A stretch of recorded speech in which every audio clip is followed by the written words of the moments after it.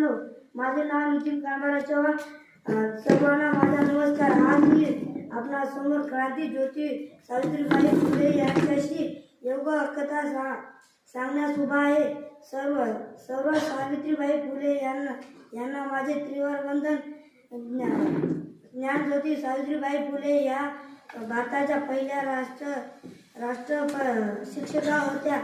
त्याचा जन्म 3 जानेवारी 1839 रोजी सातारा जिल्ह्यात नायक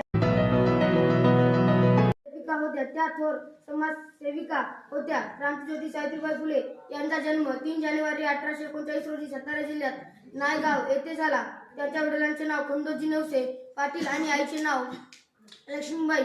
वयाच्या अवघ्या 9व्या वर्षी त्यांचा विवाह महात्मा ज्योतिबा फुले यांच्याशी झाला.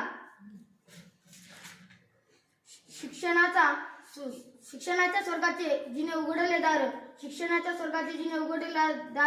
तीच सावित्रीबाई फुले आज जगात शिलेदार.